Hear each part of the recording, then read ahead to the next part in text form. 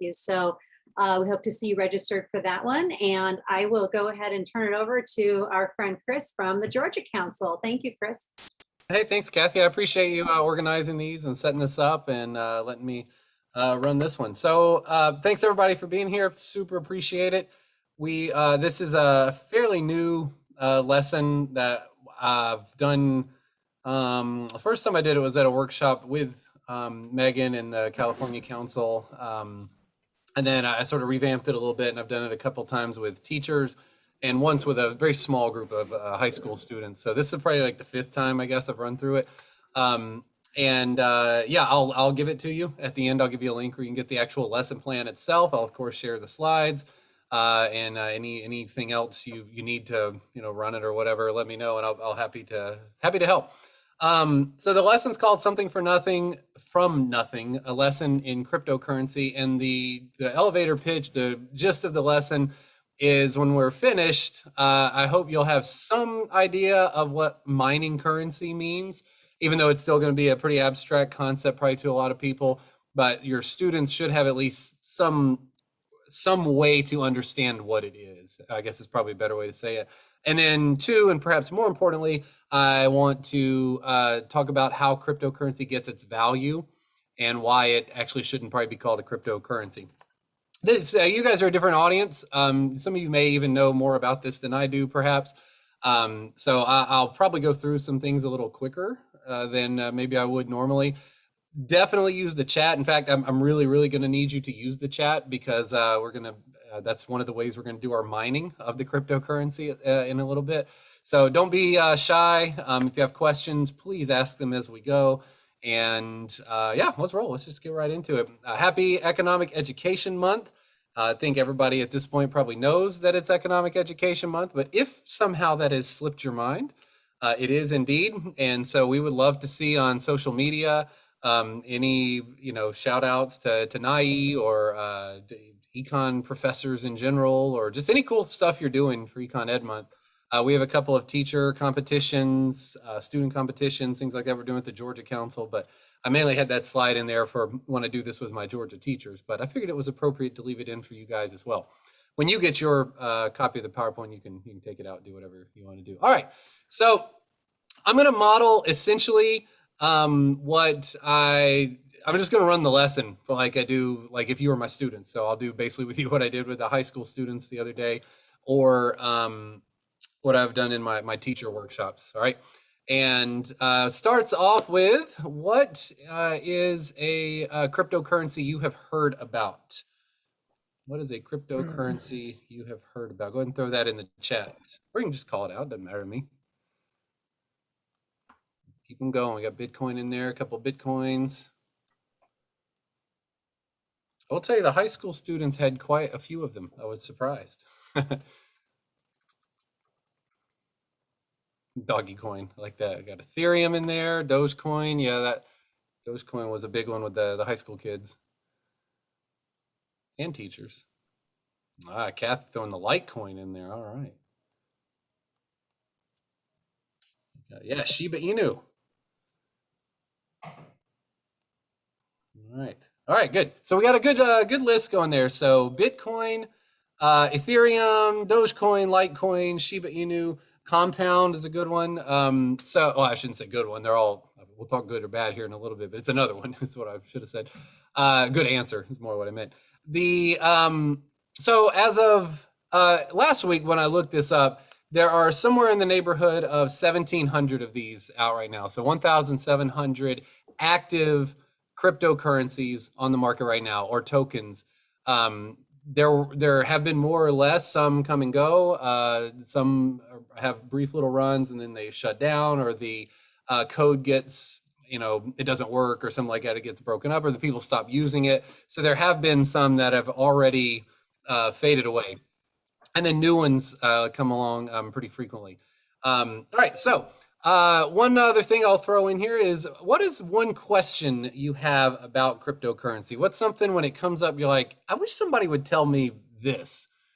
So I'll let you throw those in the chat, and that'll help inform both our discussion, but also it might change the way I do some of the parts of the activity that are coming up here in just a moment.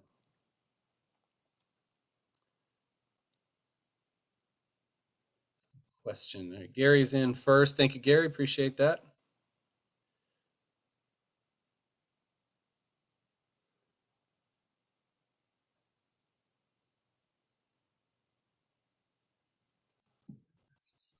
Makes it valuable. How does it work? Why is it so volatile? Why does it use energy or uses energy? What can you buy with cryptos? We will talk about that. You are going to be able to buy something with cryptos in this workshop. Ooh. Yeah, hang around for that. It's true. You will. You'll be able to buy one of these fancy Econ Express shirts with currency that you're going to earn in the workshop. True story. How do you mine it? All right, cool. Good. So nobody asked me anything like crazy out of the ordinary. So we will be able to answer all of those questions during the lesson here. So I would encourage you to do that with your students too, or your teachers. This is NI's always an interesting group because some of you I know work primarily with college students, some with high school students, some with other teachers. But you need to do what I just did, in my opinion, there, because that lets me know sort of what level kind of we're working with here. And you guys all had good questions. The other day when I did with the high school students, they had some more like technical questions, which I was a little surprised by. And they were getting into like the actual types of computers. And that I was like, I don't know. That's a little beyond my expertise. So one of the things that has come up from teachers in doing the lesson is they love the activity we're about to do, and they really like the lesson plan, everything, but they say that they don't feel comfortable in their own content knowledge to like run it the way I'm about to run it. So I've provided some little background information here, and then I've given some links that are going to come up in a couple of slides that you can use to sort of inform yourself if you don't feel comfortable with it. I don't know if any of you actually invest in it or have own any currency. But if you do, there's a good chance you still don't fully understand it. You just see it as like an investment, right? I was like that for a while. I'll be honest. I probably first started dabbling in this about like 2 years ago. And at that time, I was sort of like, I kind of knew what it was. But since then, I've done a lot more research and spent a lot more time talking to people who know what's going on. And I've learned a whole lot. And that actually helped me put this lesson together. All right. So here's how we're going to define it. We're going to say that a cryptocurrency for our purposes is a digital token. Notice I've put the word token there in quotation marks because we're not, for our purposes, for the next, 20 minutes or so here, 30 minutes, we're not going to call it a currency. It's a token. And what makes it special, what makes it unique, why it's in the news, why it's such a big deal, is because there's no central authority that distributes and manages the supply or value. All right, so let's start there. Everybody on this call understands the role of the Federal Reserve Bank. All right, and that's not always true with students, not always true with teachers, but I'm going to go out on a limb here and say everybody on this call understands the role of the Federal Reserve Bank as a central authority, right? It's central authority that manages the money supply through a variety of monetary policy tools. All right, that doesn't exist for Bitcoin. That doesn't exist for Ethereum or Ether, which would be the actual token. That doesn't exist for Dogecoin or Shiba Inu. Or there is no Shiba Inu central bank. There is no Bitcoin Fed. There is no whatever. Use your favorite. There is no Cardano European Union or anything. Right? That doesn't exist. So that's the first hurdle you've got to mentally get over. There's nobody in charge. There's no police. There's no distribution facility. You got to get past that. And that's hard to do, but that's your first step in understanding cryptocurrency is that there's nobody in charge. It's the Wild West, which then gets into some of the questions you guys have. Like, well, where does it get value from then? Who's in charge of it? Well, the way it's going to work, if you think of the Federal Reserve Bank as sort of keeping tabs on dollar bills, right? They know how many dollar bills are out in circulation, or at least a rough estimate. They also know that when a fake one comes into a Federal Reserve Bank that's processing cash, they can eliminate it, right, and replace it with a real one. How do they know that? Well, because they can use security features. They put the barcodes on there, or whatever things they're using to scan it, the serial numbers. They put all the security features on it. The Federal Reserve Bank or the Treasury, they know these things, right? And they keep control of it. Yes, Esther, I will share the PowerPoint and the lesson plan. I don't want to do it now though, because I don't want you to get ahead of me. But yeah, I promise to share everything. I'll give it away. If nobody's in charge, and I'm sitting here telling you through this computer screen, I'm like, oh, nobody's in charge of Bitcoin, then how in the world do you know you actually have Bitcoin, right? If you do own it. I don't know if anybody wants to say they own it. I have like a 12th of a Bitcoin, I think. Something like that. I don't know.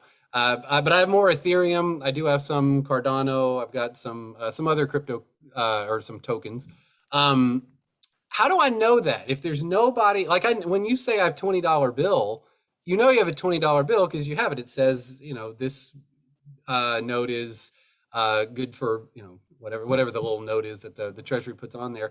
And you also know it because the Federal Reserve Bank, makes sure that there's only so many of them out there. The way that is handled in this world is through something called the blockchain. And this is where you start to lose people if they're not comfortable with the content. Essentially, a blockchain, and we're going to do it. I'm not just going to tell you all this stuff and then leave you high and dry. We're going to actually work through this here in a moment. But I do want to at least introduce it. A blockchain is essentially, think of it like a ledger, all right? But a massive ledger that has on this ledger, on this document, whatever you want to call it, it's code, really, all of the previous transactions that have happened with that Bitcoin or with that Ether or whatever the currency is. And because everybody has access to the ledger, everybody can verify that it's true, that the things on there are true, that if I give a Bitcoin to Kathy Pondy and I do it through a wallet of some sort, when Kathy gets it, it's a real Bitcoin and everybody knows that it's traded. It's moved from one person to another. All right. Now that's a really difficult thing to maybe try to explain, particularly to younger students, perhaps. So when I first started looking at this, I was like, what is a way we could do this? I need a way for the students to do it. It's one thing for me to explain it. It's a whole other thing. What's going to be the active learning piece of doing a blockchain? So I'll show you what I've come up with, and it seems to work pretty well. Before I do that, I mentioned there were some videos here. I put 4 on here. There's probably 9 million out there. I might be exaggerating a little bit, but not too much. If you just go to YouTube and type in what is Bitcoin or what is, find the one that works for you. These are the ones I like. My favorite channel is 99 Bitcoins. My favorite channel is 99 Bitcoins. That guy who does that video is really dry, but you almost kind of want that in this space. He doesn't get into a ton of the technical workings in the early videos. There are some where he does. So that's my go-to one. I'll play the Simply Explained one for you real quick because I know some people like that channel a lot, and that's a really popular channel. So it's like I'll play about 2.5 minutes of it here. And then we're going to do essentially what this video shows us. All right, so here we go. What is cryptocurrency? Cryptocurrencies have become a global phenomenon known by most people, but understood by few. In 2018, you'll have a hard time finding a major bank, accounting firm, software company, or government that hasn't researched cryptocurrencies or started a blockchain project. Beyond the noise and the press releases, many people often fail to understand the basic concepts. So let's walk through the whole story. What are cryptocurrencies? Satoshi invented Bitcoin in 2008 as a peer-to-peer electronic cash system. To realize digital cash, you need a payment network with accounts, balances, and transactions. That's easy to understand. One major problem every payment network has to solve is to prevent double spending. That is, to prevent one entity from spending the same amount twice. Usually, this is done by a central server who keeps records of all the balances. In a decentralized network, you don't have this server, so you need every single entity of the network to do this job. Every peer in the network needs to have a full list with all the transactions to check if future transactions are valid, or an attempt to double spend. But how can these entities keep a consensus about these records? If the peers on the network disagree about one single minor balance, everything breaks. They need absolute consensus. Nobody knew how to achieve this until Satoshi proved it was possible. Cryptocurrencies are a key part of this solution. To illustrate this, we'll look at the transactions on the network.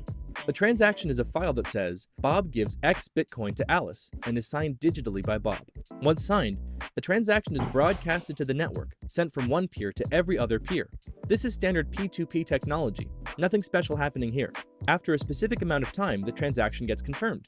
Only miners can confirm transactions. This is their job in a cryptocurrency network. They take transactions, stamp them as legitimate, and spread them in the network. After a transaction is confirmed by a miner, every node has to add it to its database. It has to become part of the blockchain. For this job, the miners are rewarded with cryptocurrency, for example, bitcoins. Anybody can be a miner. They just need to use some of their computer's power to qualify for the task. Every miner competes to solve a cryptographic puzzle. After finding a solution, a miner can confirm the transaction and add it to the blockchain. As an incentive to do this, they then receive a payment from the network in the form of a cryptocurrency. In this way, a network of independent actors are economically incentivized to maintain the legitimacy of the transaction history. So that's the gist of it. Cryptocurrencies are the key to the complex digital cash problem that Satoshi solved: how to maintain integrity and consensus across independent and potentially malicious actors. Cryptocurrencies are essentially the monetary incentive offered to anyone willing to keep the network secure. All right. Oh, let me make sure I'm yeah, okay. So so that doesn't necessarily help a lot in explaining how the blockchain works. But what I do like about that video is they make it clear, or at least I feel like they make it clear, that what the network is trying to do is essentially get everybody to have the same information. Right? That's where we want to start. Brian, the vast majority, yes, the vast majority work this way. All the popular ones do. There are some other ones that I can get into at the end that use a slightly different methodology, but essentially all Bitcoin, Dogecoin, Shiba Inu, all the ones that are in the news, Cardano, they all work on this sort of proof of work methodology, like we just saw there. So what I was saying there is what I really would stress about that video more than just the video. The video itself is this idea that we're all going to have the same information, right? We're all going to share information with each other, and that verification of information, which has not been done by a central authority. Remember, it's been done by a lot of different people. That technology is what really is going to make tokens and cryptocurrency and the blockchain. That's where it's, you know, we're still. Somebody the other day said on a webinar I was on regarding this stuff, they said we are Orville and Wilbur Wright regarding cryptocurrencies. Right? We've flown, we've shown it's possible, but we have no idea what we're going to do with this. And our grandkids, right? Our grandkids and their kids, they'll be the ones who really figure out like what to do with this and what this is going to be good for long term. Okay, so what do we do with this with students? They ask about it, they want to know about it, they're investing in it, whether they know what they're doing or not. And that's where the lesson comes in. All right, so we're going to run an activity here. Don't worry, I'm not going to put you in any breakout rooms or anything weird like that. This is all going to be done live in the group. That's part of the deal. Everything's done out in the open. There's no secrets. And we're going to hopefully, after this little simulation here, and it's a really simple simulation to run, quite honestly, you'll have a superficial understanding of cryptocurrency's origins. All right, mining. Some of you asked, what does it mean to mine, or how do you mine it? We're gonna mimic that a little bit, all right? And then I'll talk about how it's done in real life after that. And then secondly, and more importantly, we're gonna give it some value. We're gonna do it like right here, just the, what are we, 23 of us, just the 23 of us. We're gonna make a cryptocurrency and we're gonna give it value, and you'll see what happens as we go through it. So we're gonna mine some currency here. The lesson plan that I'm gonna share with you has, I'm just going to do it, right? I'm just going to do the lesson, but the lesson plan has all the step-by-step stuff in it that you'll need to do. So here's our setup. You know, all these simulations that we do, all these active learning lessons, they all have to have some kind of parameters, and here are our parameters. I have written a code for something called Econ Coin, and it is going to be the next big deal, right? Forget Dogecoin, forget Shiba Inu. It's Econ Coin, man, and it's being released during Econ Education Month. I mean, come on, everybody's going to want Econ Coin. I've got a cool little logo for it. Everybody's going to be talking about it. I'm going to get, even the Federal Reserve Bank's going to get behind this thing. It's going to be huge. Econ Coin, the next big thing in the crypto world. Any student who's ever had an economics class is going to want one of these. It's the coolest, most hip coin there is. So don't be caught without it. Get your Econ Coin today. Now, bigger than the Federal Reserve, Kim Holder. Yes, that's the plan. Yeah, it's going to be huge. All right. Everybody ready? Kathy's sold there. All right, cool. Here's how we're going to get Econ Coin. All right, now this is part of the simulation here. This is really all there is to it. Mining is essentially solving a puzzle of some sort to prove that you have some sort of computer power, you have enough know-how and you're part of the network and you're willing to use that computer power to solve a puzzle so that you can verify actions that have come before you, all right? In order to convince people to do this and to solve these puzzles, they have to be provided with some incentive, right? In this case, the incentive is the coin, and it's going to be Econ coin. Now, the way I've set up my particular code here is I've made my puzzles pretty easy. And for the most part, my puzzles are like trivia kinds of questions. So I'm about to put a trivia question in the chat. All right, I'm about to put a trivia question in the chat. The first person who can answer this question correctly gets 10 Econ coin. 10 Econ coin. Are you ready? Boom. There you go. First person to answer correctly gets 10 Econ coin. Everybody's furiously, Jay LeBlanc. Oh, Johnny. Oh, hey, John. It's good to see you, John. Jay beat John there by, I don't know, a fraction of a second there. So, Jay, so everybody watch my screen, please. Watch my screen that I'm sharing with you. It might be a little small. I had to go into a live editors instead of leaving it full screen. It looks neater this way for me. So everybody watch what I'm doing here. I'm going to tell you that at 4:23 p.m., that's Eastern time, I'm going to say Jay answered 108. All right, everybody see what I'm doing there? That's the event that happened. Jay answered 108, and Jay received, we're going to use that for received, 10 Econ coin. And right now there are 10 Econ coin in circulation. Jay, are you able to unmute yourself? Can you talk? Yes. Hi, Jay. How are you doing? I'm doing well. Well, and how do you feel now that you have those Econ coin? Well, now I seem to have cornered the market on Econ coin, at least until somebody else has some. And does that make you happy, sad, scared? That makes me very happy because it's the coming thing. It is, right? I'm glad you're with me on that. It is the coming thing. Yeah, so you're pretty happy. What are you going to do with your Econ coin? Hope that it has some value. Hope that it has some value. All right. Do you want more? Yes. All right, cool. So right now, that's the only recorded transaction of Econ coin. And the only other person in the world that has any kind of access to this as of right now is me. And since I wrote the code, I know for a fact that Jay's answer is correct. So I'm going to go ahead and I'm going to highlight. Actually, I'm not going to do that yet. And I'm going to transfer through some kind of code 10 Econ coin over to Jay. So if Jay goes and checks his account in his Coinbase wallet or wherever he's doing this out of, Fidelity now has a cryptocurrency wallet. Robinhood's is coming. So anyway, he'll see there's 10 Econ coin in it. All right, very cool, very cool. All right, second trivia question coming up.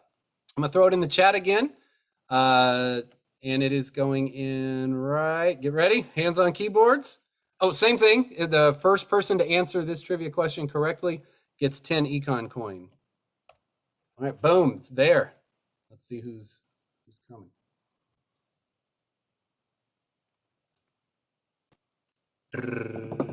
John in quickly on that one. Yes, lightning is correct. Lightning is correct. All right, John, are you able to talk? You have audio? I can talk. All right. Hi, John. How are you? John is a former Georgia economics teacher, former Georgia Teacher of the Year, no less. So I'm great. It's great to be in on this. All right, John. I have a couple of questions for you. The first is, I'm going to put in your answer here. John, did you hear Jay's answer? I did. All right. Was Jay's answer correct? You mean what he was going to do with it? No. His answer 108. Oh, yeah, no, because that was the same answer I came up with. It was the same answer you came up with, right? That worked out really well. That doesn't always work out that well, but in this case, it worked out really well. So, John, would you agree that Jay's answer of 108 is correct? I would indeed. All right, so watch everybody what I'm doing here. I'm going to highlight this as green, and that means that this piece of information right here has been verified. John has verified that that information is correct. John, did you also hear that Jay got 10 Econ coin? I heard that. And he's verified that, and you've heard that, and so we're going to say that is correct as well. So I'm going to give John 10 Econ coin. John, what are you going to do with your Econ coin? I hope I'm going to be able to buy one of those cool shirts. You hope you're going to be able to buy one of these cool shirts. All right. I don't think they're on sale yet, but what else could you do with it? I might be able to transfer it to an account and convert it into real money. Really? You think so? You could do that with Bitcoin. Okay. So, but that would take somebody who wanted to buy your Econ coin, right? That is very true. All right, let's hold that thought. We'll come back to that. All right, let's do one more. Here's another one. All right, first person to answer correctly gets 10 Econ coin again. Going in the chat, right? This one takes a moment. This is going to be for my fast typers in the group. All right, here we go. Boom.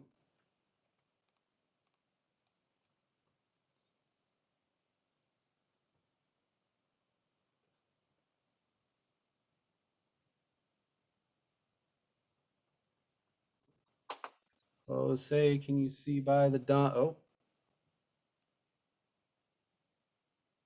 Oh. Debbie, John, you cut it off there. You cut one word short there. Debbie Hinney is in. All right, so at 4:28 p.m. Debbie, are you able to talk? Yep. All right. Hi, how are you doing? Good. All right. Debbie, I have good news for you, potentially. I'm just going to abbreviate this here. The dawn's early light. Let's say that. Debbie, did you hear John's answer to the last question? Yes. Yes. Do you know what the shape of a Pikachu's tail is? I assume it's lightning.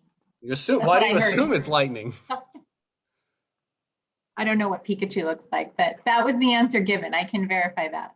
You can verify that, all right? And you can verify that I said it was correct, at least, right? Correct. Could you look it up if I needed you to? Yes. Sure. You would verify that that answer was correct. So everybody watch what I'm doing here. I know you might not quite understand it yet, but I promise it will make sense real soon. So we're going to say that that information is correct. All right. We already know that Jay's answers were correct. Debbie, did you know that John received 10 Econ coin? Yes, I heard he did. You heard. Yeah, you heard. You were here, right? You witnessed that. All Yes, right. I. So Yes, I Debbie, did. because you were able to not only answer the question correctly, but because you worked so hard in validating and verifying the information that came before you, you are now the proud owner of 10 Econ coin. How does that make you feel? Good. Yeah, what are you going to do with yours? I'm hoping it's not going to be taxed. All right. I don't even know. Yeah, we Cryptos. wouldn't even know if it could be taxed, right? Nobody knows anything about this yet. All right. Is there somebody in the group? Who would like to have Econ coin, but you just don't like answering these questions? You can either call yourself out or type in the chat. Is there somebody in the group who wants Econ coin? Brian wants Econ coin. He doesn't want to answer these questions. Brian, are you able to talk? Yes, I Alpha can. wants some. Hi, Brian. How are you doing? I'm doing great. How are you? I'm great. Fantastic. All right, Brian, I have a question for you. Sure. Would you be willing to buy somebody's Econ coin that already has them? Yes, I would. All right, and what might you be willing to pay? Let's say for what would I be 5 willing Econ coin. What would Hey, you pay for for 5? For 5 Econ coin, I would give 50 cents. 50 US. cents. 50 cents US cents. All right. Any takers? Take it. 50 Econ coin. I'll take Debbie it. wants that money. Debbie will take it. All right, everybody watch. This is big. Whoa, we just had a major breakthrough on the Econ coin market here. All right, so 4:30 p.m.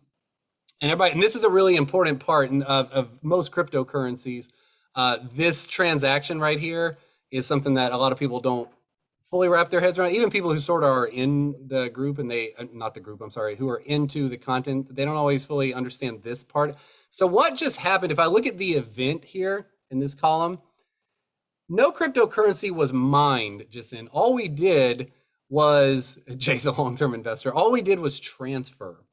So 5 Econ coin moved from Debbie, I'm just going to abbreviate as D here, to, and we'll just say D to B. That'll work for what we're doing now. All right, everybody take a look at this. 5 econ coin moved from D to B. Now, in real life, these wouldn't be names. These would be very long, complex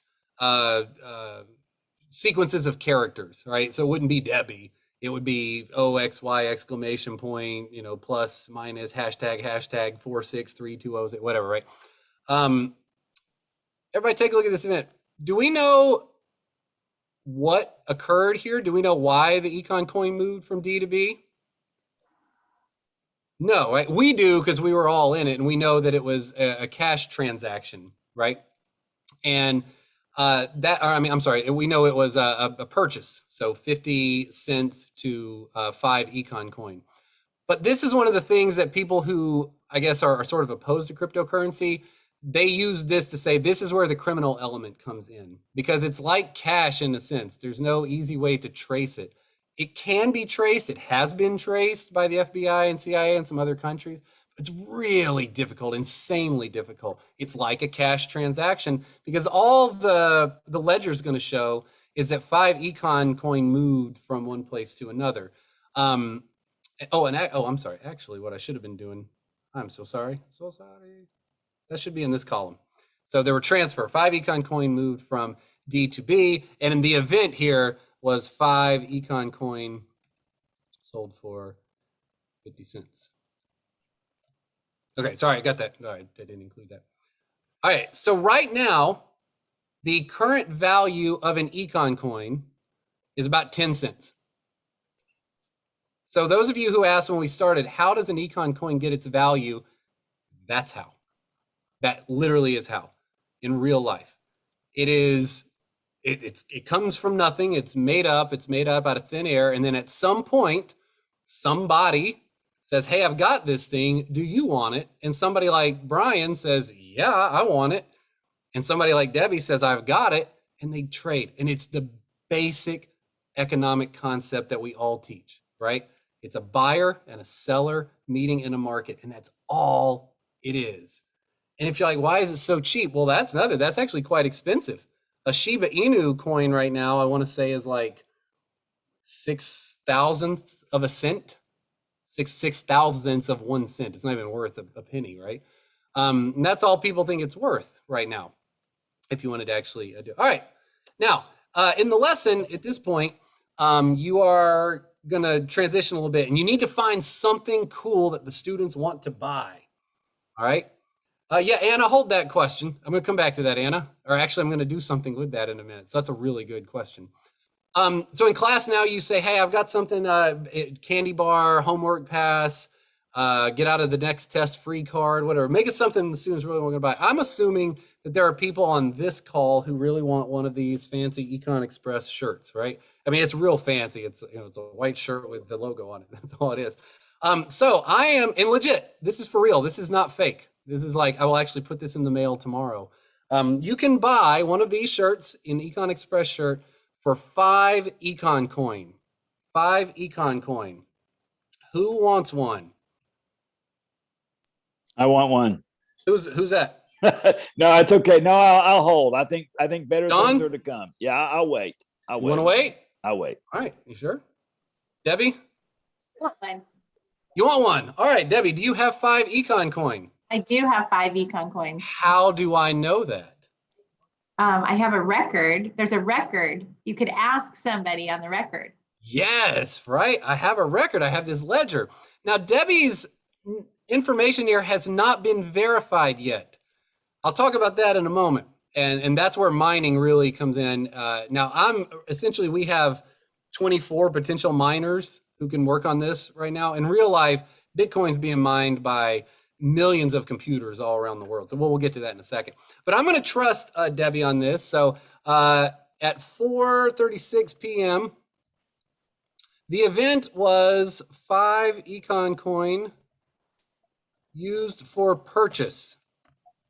And watch, here's the transfer, right? Where is this transferring? It's going to be 5 econ coin, moved from Debbie to me. All right. Debbie, true story. Send me your address, and this will go in the mail tomorrow. Promise, really will. You can ask people who you can verify that with people who've come to the other workshops. We really do send out. So pretty cool. Debbie just bought herself a shirt with Econ Coin. Now we know that Econ Coin can potentially be used for a medium of exchange, at least for this one product. Okay. Now who wants some Econ Coin? Now imagine this is your class and you're selling Reese's candy bars, or you're selling, I don't know, whatever you've got that they really want. Right? Sell a $5 Amazon gift card or whatever, and you can make it for whatever Econ Coin amount you want. Two quick things here. Notice that the circulation of Econ Coin has not changed in the last few rounds. That's important too. So we still have the same amount out there. It's just the distribution of it has been moved. Also notice I'm doing very simple record keeping. Yeah, like really simple.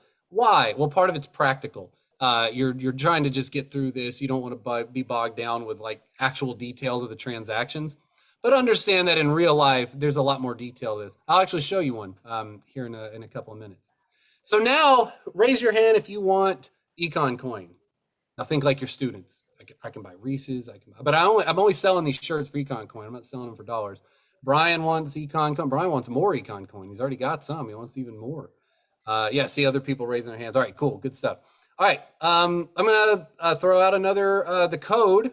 And here's another interesting point. I am not throwing out these questions. The code is generating them. I would have written this code many years ago, this computer code perhaps, or maybe I wrote it yesterday. And the code is what's generating these questions. So it's not me. There's not some like Bitcoin mastermind sitting at a computer just saying, all right, what can we do next? That's already been done, and it's being auto-generated. As soon as one is answered, another one pops up. All right, here we go. Everybody ready? Where are my people who like musicals out there? If you answer this question correctly, you get 10 Econ Coin. In the chat, boom, go.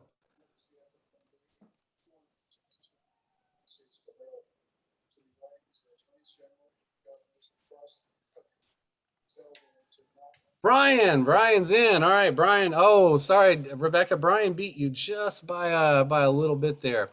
All right, so 4:39 p.m. Brian answered Jefferson. All right, Brian, you still there? I am still here. All right, Brian, you got some work to do. You ready? Yes, sir. All right, I need you to verify that the first 10 words to the national anthem are "Oh Say Can You Say" by the Dawn's Early Light. Debbie Yes. answered that. Is that correct? Confirmation. Confirmation. All right, boom. So see what we've done there? We now have confirmation. Did you know that Debbie got 10 Econ Coin? I sure hope she did. All right, you think she did, right? You've been here the whole time you saw it. Right. Did you actually spend 50 cents for Econ Coin, or did you know that somebody did? Somebody did. I think it was Somebody me. did. That's right. Yeah. Can you verify that Econ Coin actually changed locations? Yes, I can. You sure can. All right. You see what we're doing here? All right. And this is, you got to take the students through this. What Brian is doing is essentially called proof of work. So he is going back and verifying all the transactions. Now, this seems a little silly when we do it like this, because you're like, well, but of course he's wanting to do this because he wants the Econ Coin. Yeah, that's exactly how it works. That's exactly how Bitcoin miners think. I'm happy to buy this $10,000 computer or more. I'm happy to buy, and I'll show you my neighbor does this. Okay, so I'll show you his rig here in a second. I'm happy to invest. He spent $40,000 on his Ethereum mining rig. Why would he spend $40,000 on it? Well, because he's happy to do like what Brian just did and verify other people's work and answer these complex questions so that he can get more Ethereum. All right, Brian received 10 Econ Coin. Now, this does change the amount in circulation. Now we're up to 40 Econ Coin out in the world. Now, at this point, yeah, Jay, you do actually. Yeah, it's weird though. You'll see why it's weird in a second. In real life, remember we're simplifying. In real life, the computer is actually verifying thousands of events.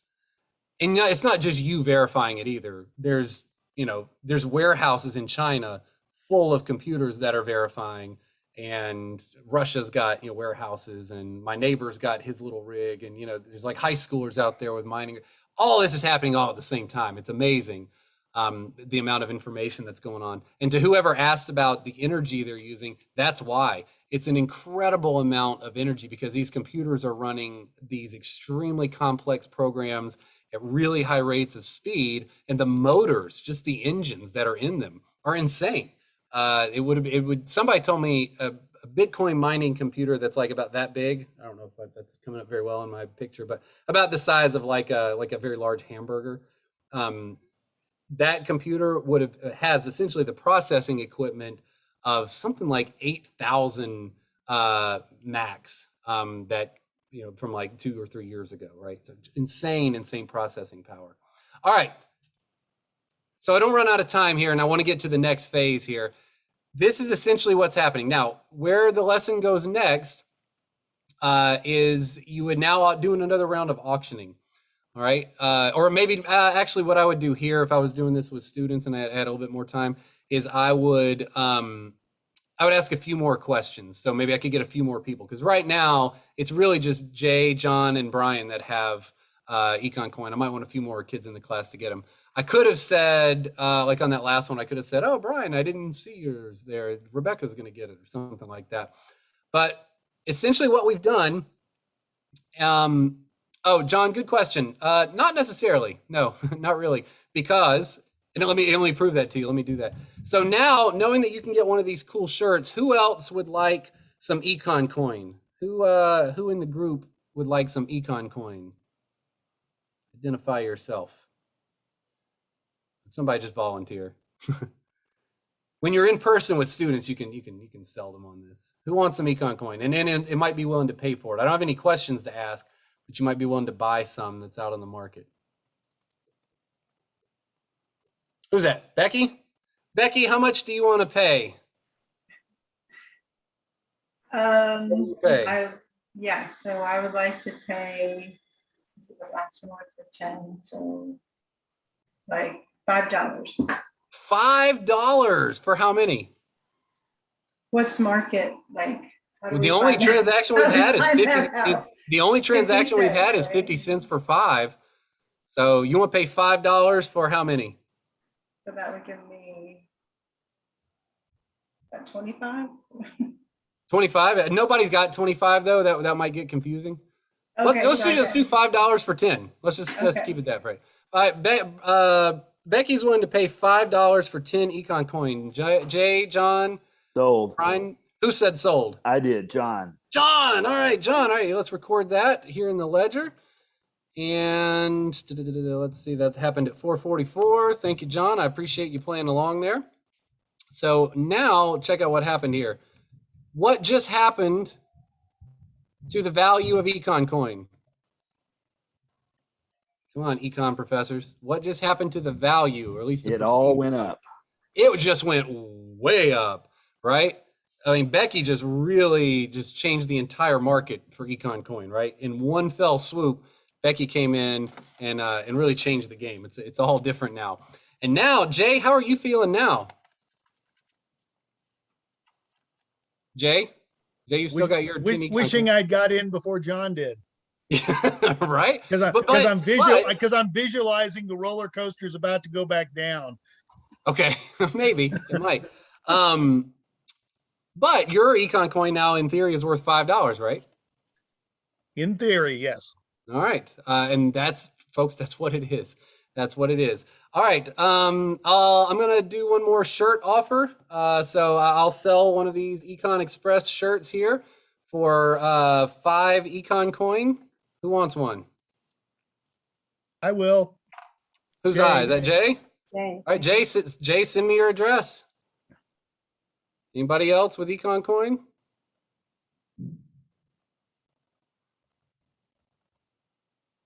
Why would Becky pay $5 when it's worth 10 cents? I don't know, Becky. Why did you do that? Because I'm having fun. Yeah, sure, right? Maybe I'm in it. Yeah. Yes. Maybe Becky thinks it's going to be worth worth $20 in the future, right? So she's getting it at 5, thinking it's going to be worth 20. Why do people buy stock for $10, right? When maybe they could have gotten it for 5, 6 months ago. Well, they think it's going to be worth more in the future. It's speculation. It's speculative, and that's why we shouldn't call it a currency. That's why we're going to call it a token. All right. So I owe. So was it John? No, not John. Jay. Send me your address, please, Jay, and I will get you a shirt. So that's what's happening. So everybody, take a look at what we've got here. This is the blockchain. This is the ledger. This is the information. And imagine, instead of just these 7 or 8 transactions here, imagine this was millions and millions and millions of transactions from people all over the world. And you had this piece of information and it was all verified. How cool would that be if you were able to attach other pieces of information to it? And that's what really all this cryptocurrency stuff you're hearing about on the news is all about. It really is all about the blockchain technology. And before I get into that and wrap up our lesson here and send everything to you, I just wanted to show you what I was talking about a second ago. What you're seeing on the right there is my neighbor's Ethereum mining rig. So he does Ethereum. So each of these little silver or golden little circles you're seeing there, that each one of those is a computer. And all those wires and everything, it's all hooked to the network. And they're running full speed ahead. We can hear them when we're outside. They're pretty loud. And in fact, they were drawing so much power earlier this summer that it shut down the power on our street twice. That's a true story. My wife's sitting right here and she nodded too. Yeah, twice. So they had to actually, Georgia Power had to come out and actually put a new transformer on our block just so he could keep mining currency. So that's small potatoes. That costs about, oh yeah, Brian, it is. So he's got these fans that blow on them to keep, that's why they're outside the house too, by the way. That's actually outside under his porch. So that little setup right there, if you wanted that would cost you about $40,000. All right. And yeah, just like National Lampoon's Vacation. So that would cost you around 40 grand. And last time I talked to him, I think he had gotten maybe some like $7,000 or $8,000 out of it at that point, but that was months ago. He may be a lot more than that by now. How? Same way we did it. The same way. Those things are answering questions and verifying transactions.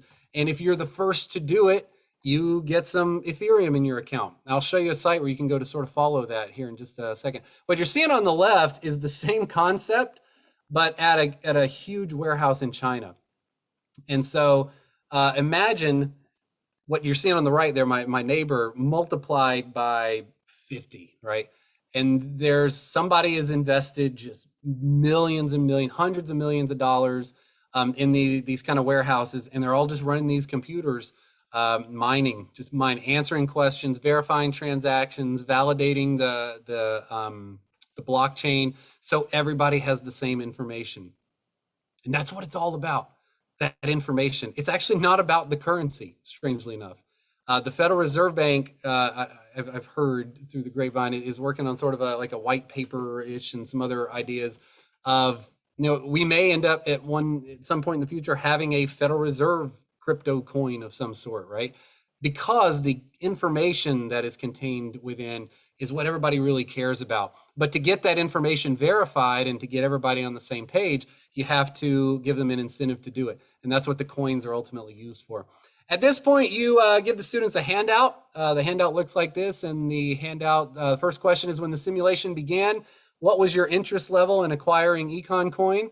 And you'll get all sorts of different things. We have a little discussion about that. Some will say they were real interested, some not interested at all. And then you've got A, explain how actions or events that occurred during the simulation made you more or less interested. I should be asking you these questions, but we've only got a few minutes here, so I'm just skipping through them. And then B, if the simulation were to continue, explain why you would or would not want to acquire Econ Coin moving forward. Here's the real content of the lesson, though. You would now review your 3 basic functions of money with your students. So medium of exchange, unit of account, store of value. They write that in the left-hand column. In the center column, they put a little description.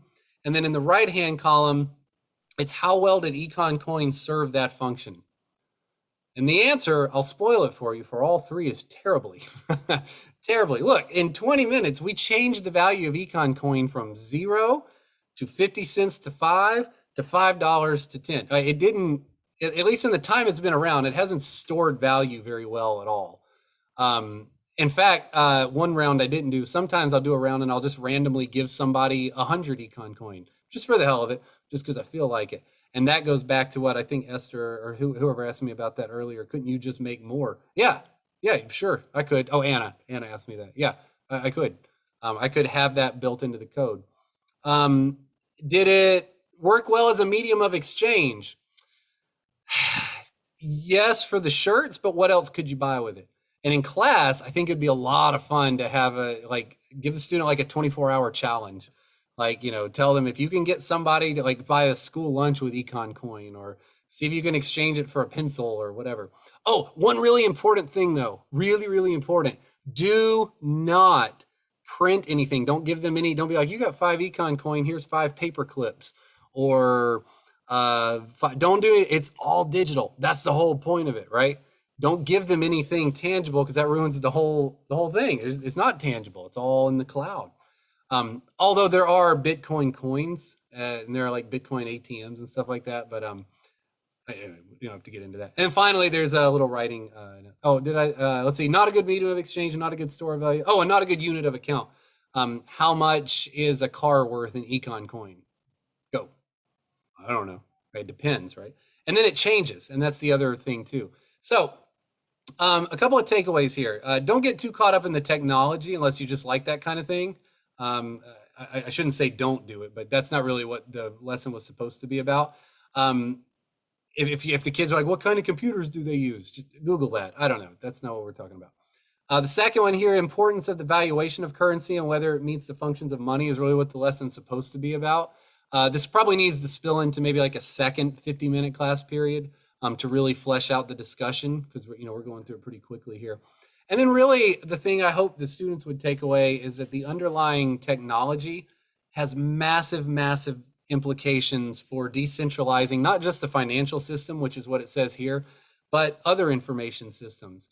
I've heard people say things like, if we could get this right and get it, validated to the point where you had these huge blockchains of information, you wouldn't really need anything like a hospital database, right? You wouldn't need that, because your health information could be contained inside of a blockchain. We could have contracts where the entire contract wouldn't even need a lawyer. You could close on a house by just submitting back and forth a couple of pieces of information that have been vetted by a blockchain.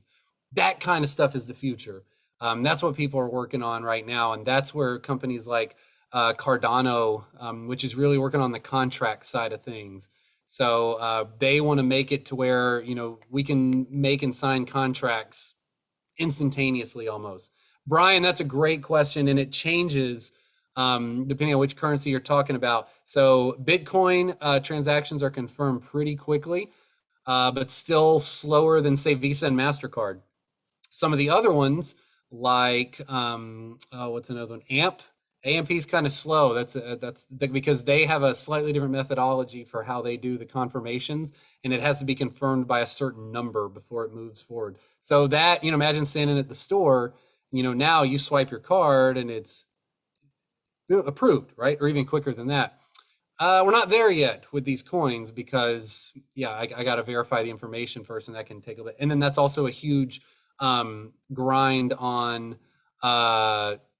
resources, right? We're back to the power question.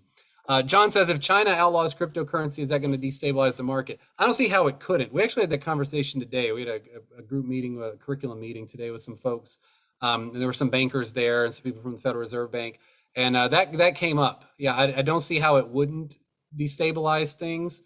Right now, everything's sort of operating in the Wild West. There are no rules, there are no regulations. If you start to regulate it, it seems like that has to have an effect on stuff. Last two things here, and then I will be done. So the what comes out of this, the next logical thing is something called a non-fungible token. And I don't have time to get into that, but this is a really fascinating use of the blockchain. And you may have heard about these things, but these are the things where you can own like a piece of code, or own a piece of art, or a picture, or an image, or something like that. and you can verify that you have the original. So for example, there's a really popular one right here.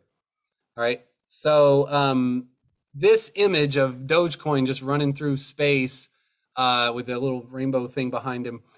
This sold online. Somebody bought this for I want to say a couple $100,000. All right. So somebody owns the original of this. How do they know it's the original? You can answer. The blockchain. You can verify that this is the original. Now we're all looking at it, right? Me and you we're all seeing the same thing. There's no difference between what we're looking at and what the owner has. The only real difference is he owns the code to it. And so it's like people compare it to art. All right. We can all look at copies of the Mona Lisa, but there's only one Mona Lisa, right? Same kind of thing here. There's some really ridiculous ones. This what you're seeing right here, down here at the bottom, this was bought by $6.6 million. Yeah, and it's just this little image. Somebody bought this for $6 million, so it must be nice. It wasn't me. So that's sort of the next little step here, but we don't have time to get into that.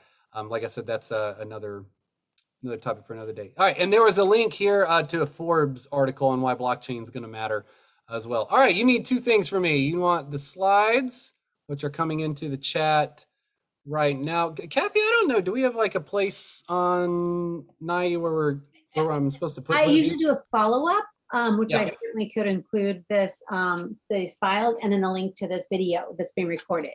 Cool, awesome. So Yep. certainly can do that. Yep. And then here on the last, I guess I don't need to share the lesson plan because it's on the slides. So the last slide of the slide deck is the lesson plan itself. All right. So the last slide of the slide deck is the lesson plan itself. It takes you step by step through the stuff I did there.